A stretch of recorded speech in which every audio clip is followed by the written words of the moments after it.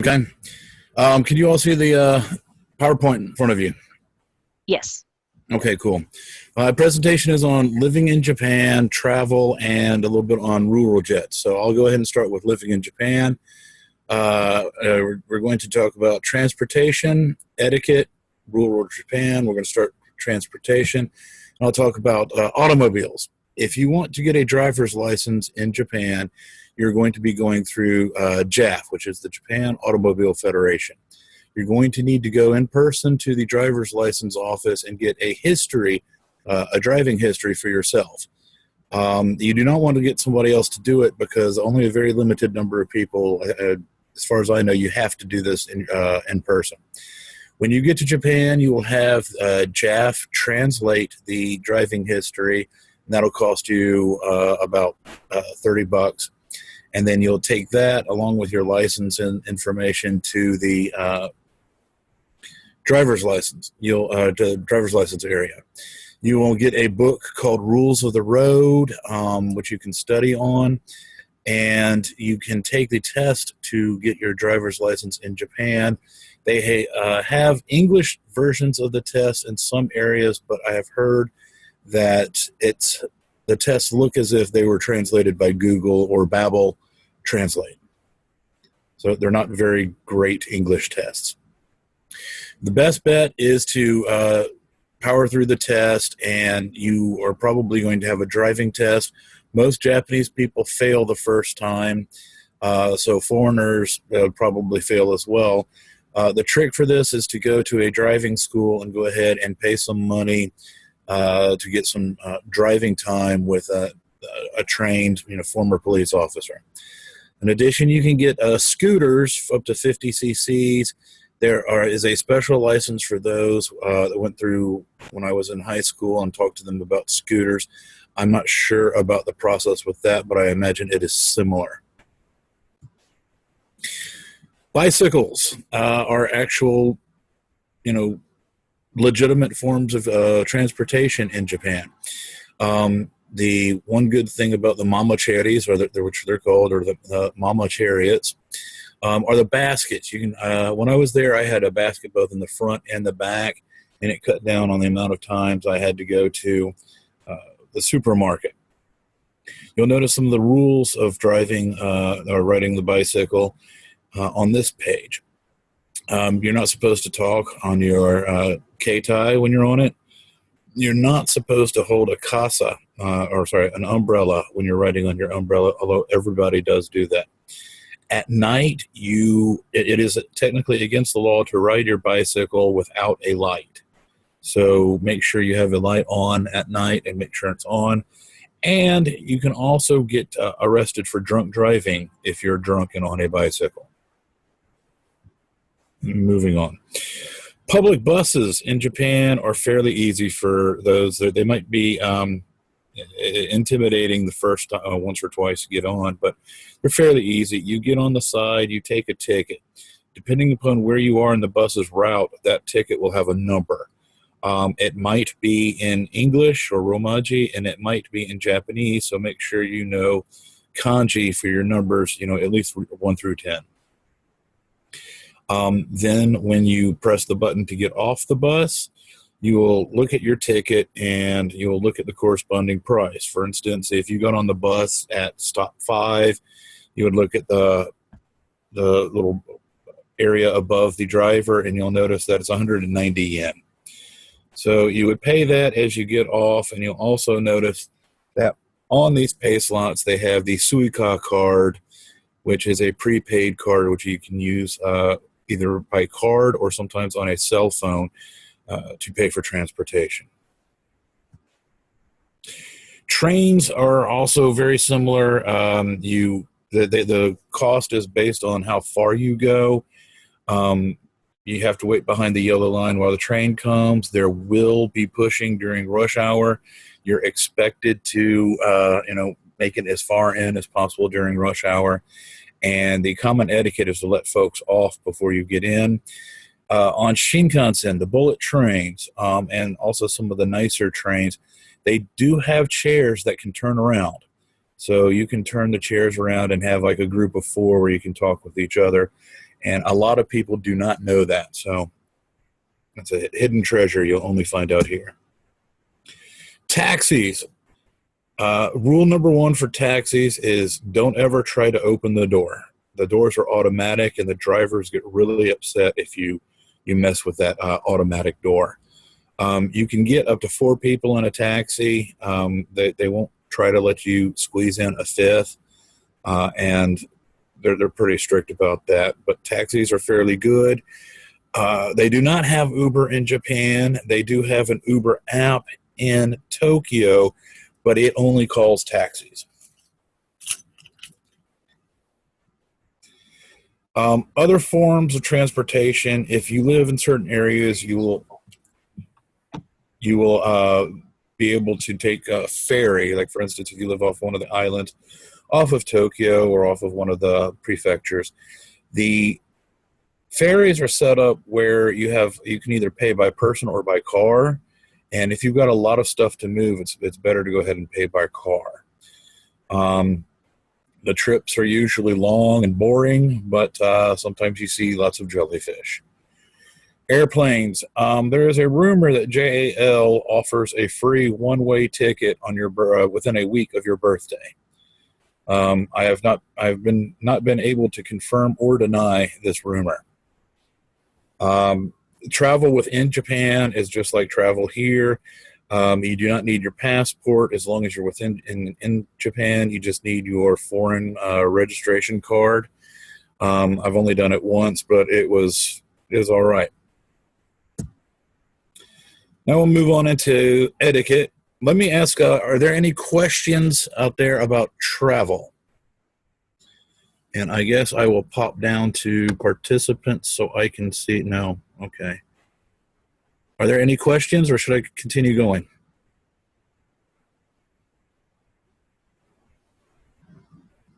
Okay, let me polish here. I don't see any raised hands, so I guess I'm going to go ahead and move on. All right. Hey, Stephen. Yes. One question. Yeah. Aubrey asks, are we allowed to travel outside of Japan? Oh, yes, many people do. But your Board of Education wants you, or your schools are going to want you to let them know where you're going. So for like a Christmas break, if you're going home, just let them know you're going home. If you want to go to Korea, it's perfectly okay to go to Korea. You just have to let them know where you're going to be.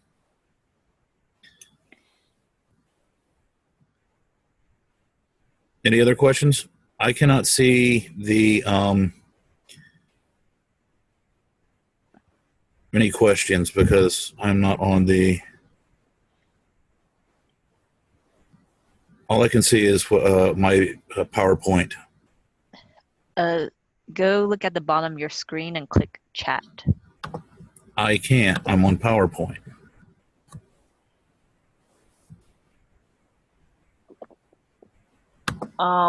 What you want to do is you want to exit out of your PowerPoint, open up the chat window. But yeah, it's fine. Don't worry about it. Okay. If there are any questions in chat, Yuli, could you just please chime in and let me know? Sure. Thanks. All right. Moving on to etiquette.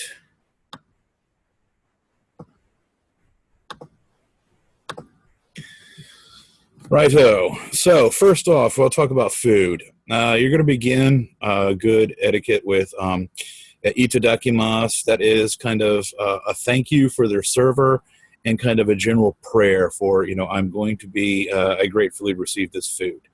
And it doesn't matter if you're saying it to your dinner host or if you're saying it in lieu of the pre-meal Christian prayer. It's basically either or. In a party situation, you don't pour your own drink. I don't know why this poster kind of starts with that. But you pour other people's drinks, and they will pour yours. When you're eating things like out of a mixed meal, you'll have like soup and you'll have rice. It's perfectly okay to lift the bowl. And with soup, you can sip it, and you use the chopsticks rather than a spoon to kind of move the stuff into your mouth. And don't forget gochi so sama deshita when finished. It is, thank you very much for this meal. It was great. There are a lot of chopsticks manners, and I'll go through some of these. The saguri bashi is to... Oh, okay. I'm seeing something now. But saguri bashi is to look around for something for soup. You can kind of shovel what's in there into your mouth, but you can't like pick out individual things. Mayoi bashi is to use the chopsticks and hover them over dishes while you're trying to decide what to eat. Don't do that. Sashi bashi is when you use chopsticks like a fork by stabbing it. That's also not good. Neburi bashi is to lick the tips of the chopsticks, like to get rice or something off. That's also not good. I can't see this. Don't manipulate bowls or plates with your chopsticks. By all means, two things you should never do are the hotoke bashi, which is to stand chopsticks up in rice, and the hashi watashi, which is to pass food from another person from chopsticks to chopsticks. Both of those are funeral-related practices, and no one wants to be reminded of dead bodies while they eat. Either kakibashi, to shovel food into one's mouth attached to a plate or bowl. I actually see people doing that. Nigiri bashi is to hold two sticks together as one would. Nigiri bashi, you just don't do that. And you also do not hold the chopsticks when you say itadakimasu. And the nabida bashi is just don't drip all over the place when you have the chopsticks in your hands. If you've got something like sushi, hold it over your bowl of rice so your soy or whatnot falls into your bowl of rice. All right, in one end, out the other. Let's talk about some things you're going to find in the toilets, bathrooms. You'll see the right way and the wrong way of approaching a Japanese-style toilet up in the top left-hand corner. In the bottom left-hand corner, you'll see some flushers. In Japan, you'll have a big flush and little flush based on whether you're doing number 1 or number 2. In your top right corner, you'll see there are some toilets with a faucet at the top of the toilet, and it is perfectly okay to use that water to wash your hands. Do we have a question? Okay. And then on your bottom right, you'll notice that the toilet slippers are specifically for toilet use. And one of the biggest faux pas you can ever do is to have dinner at someone's house and take your slippers off and then go into the bathroom and then come back to the dinner table wearing the toilet slippers. It is a faux pas. They will probably laugh and point at you because many of the Japanese folks have done the same thing. There are different kinds of bathrooms and showers. You'll see the top one, top left, is for an onsen. The general practice in Japan is you shower, you bathe yourself first, then you get into anything like a bath or an onsen. There are different styles of toilets or bathrooms. You'll see in the top right is a small apartment. You have the shower, the sink, and the toilet all together, and you'll notice the whole thing is encased in plastic. Now, there is, you can get water all over the place in there. It doesn't matter. Most houses and apartments will have the small room, and with the single toilet on it, like you'll see in the left bottom, and you'll have a separate room for the shower and bath, like you'll see in the bottom right. Again, you'll notice that the shower and bathroom is all encased in plastic. It's like one huge plastic room. You don't have to worry about water getting anywhere. I do want to caution people, especially tall people, the door frames in Japan tend to run a little bit small, especially for some reason, the bathrooms. So just be very attentive to your door frames in Japan. I have hit my head against the bathroom door frame on multiple occasions in my apartment in Japan. Slippers and game con. You'll notice in the top left, that is what a typical apartment game con looks like. And I don't want to alarm you, but the game con is actually considered public property. So, as in the bottom left picture, you might have a Japanese person open the door and say, "Hey, anyone home?" It is not illegal. They're allowed to open that door. So if you want total privacy, make sure the door is locked. When you go to visit schools, in the top right picture, you'll see what they have for visitor slippers. You will probably want to bring your own indoor shoes. Otherwise, you might end up looking like what happens with a lot of the taller foreign male teachers in the bottom right picture, with huge feet and slippers that don't quite fit. Garbage collection. We'll look at the bottom picture first. Most prefectures sell the garbage bags for different things.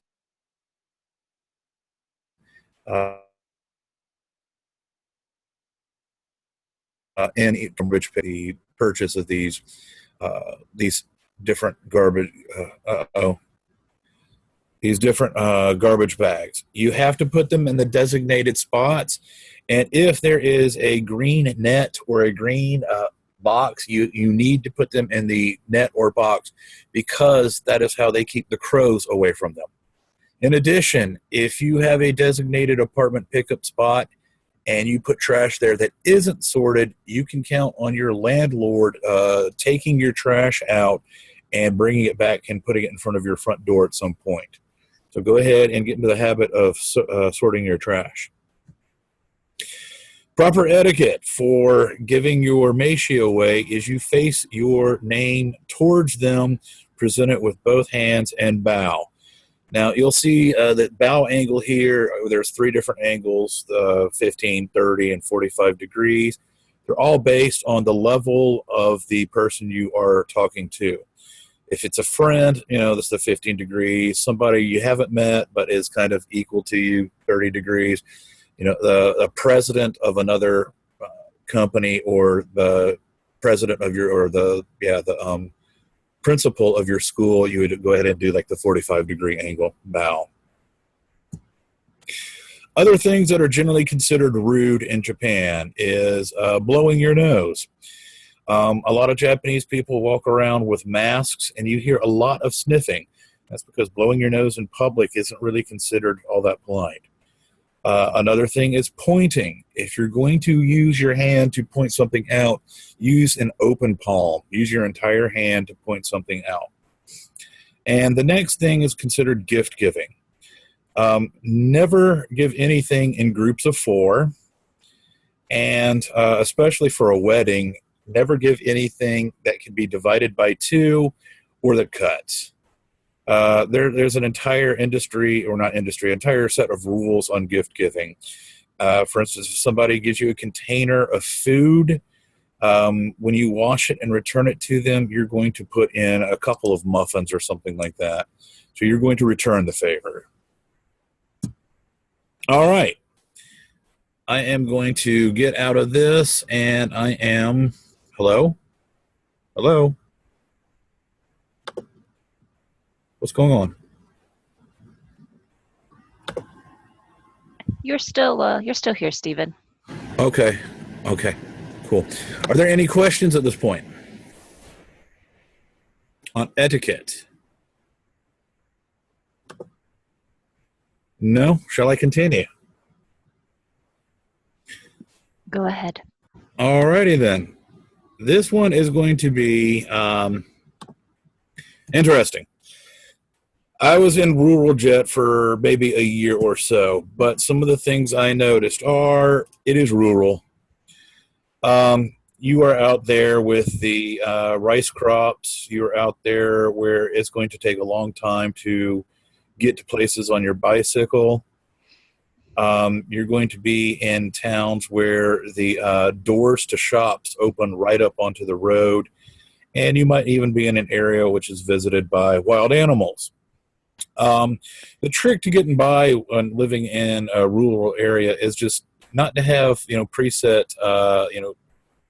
Uh, don't have prejudgments. You're going to have fun in the rural area. You just might have to adapt a little bit.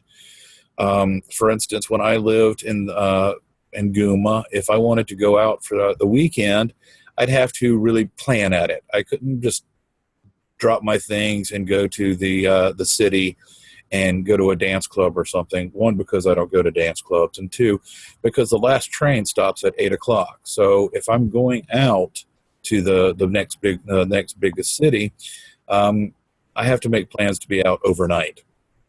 I had some friends that once or twice I'd stayed with. And then there was once that I ended up going to a karaoke place and sleeping in the karaoke place until until the train started running again. So you're just going to have to adapt to transportation in the small town. Be careful going home at night. There are not a whole lot of lights, and you can end up losing shoes when you step into the rice fields. But again, you should be riding your bicycle at night with your handy dandy, trusty duty nighttime light. You meet a lot of interesting Japanese folks when you're in rural jet, and you end up using your Japanese a lot more. So there is a benefit to living in rural areas, just as there's a benefit and a payoff to living in urban areas. In the urban areas, you don't get as much Japanese. In the rural areas, you work at making friends more. You use the Japanese more, and with a little bit of planning, you can have a lot of fun. My small town, we had the only club that I could make it to, because it's the only club that met when I wasn't working, was a Japanese Sign Language club, and I ended up learning a lot of Japanese Sign Language, which I have subsequently forgotten. But there is something for everybody, even if you're in a small town and you can't do all of the nifty things that, say, people in Tokyo can do. So let me open up questions for rural jet. I know there are probably a few. Okay, so question. Do we need to buy specific colored bags for trash, like based off of type of trash and the sorting? Yes, you do, but it depends on your prefecture.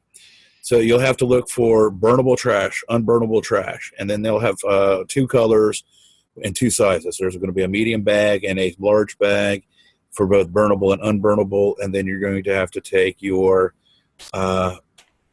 recyclables probably to the local supermarket.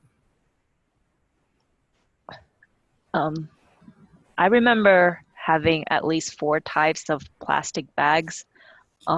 One for glass, one for metal, one for Yeah. burnables. I forgot what the last one was for, but you can usually find them at the local convenience store. They are kind of on the pricey side for like trash bags, but you have to have them in the bag, otherwise it's going to get rejected. So it's a necessity.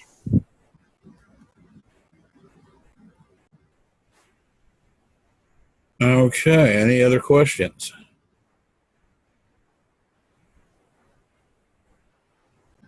There's chat. I found chat. Ha.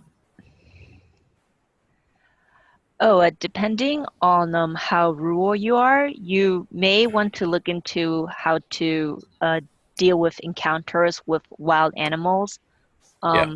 While I was in Japan, a jet did have a story of where he was, and he lived in a very rural town, and he actually encountered a small bear once. So, Yeah, we had bears in Guma, and you just be on the alert, because they'll start posting, beware of bear signs if there have been bears spotted in the towns.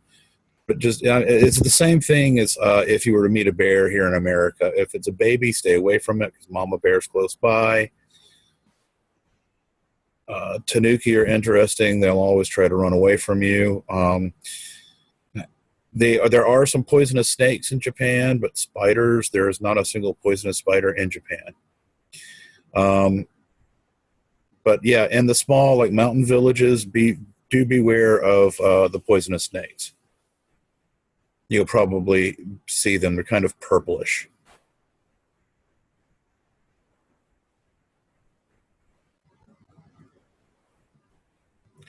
Any further questions?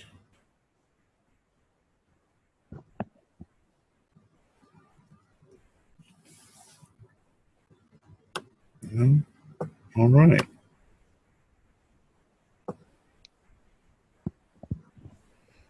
Any closing thoughts, Stephen? Yeah. Don't be super afraid of creating an etiquette faux pas. I mean, most people are going to laugh because they realize you're a foreigner. So don't be afraid to make mistakes. Learn from them, yes, but and the thing about wearing toilet slippers back to the dinner table, I think most Japanese, if not all of them, have done that at one point in their life. There's a silly little thing. And as far as travel goes, get out, have some fun. With the trains, if you're going on vacation, ask your supervisor about discount tickets. I once got discount tickets from Niigata to Nagano that lasted for the entirety of the weekend, but I did not know about them beforehand. I just happened to have be with a teacher when I was getting those tickets, and so she interceded, and I got this fantastic deal where I could ride the trains back and forth between Niigata and Nagano for the entire weekend for a dirt cheap rate. And as far as living in rural jet, rural, urban, they both have their charms. They both have their payoffs. In a small town, everybody's closer. Everybody will know what you did. Most likely, there will be people who know what you ate last night. But they're also friendlier. They get to know you better, and they'll help you. I mean, if you want to do something interesting, like learn how to play taiko or learn how to play a Japanese instrument, there's somebody who's going to be there who's going to think that's cool. They're going to help you out.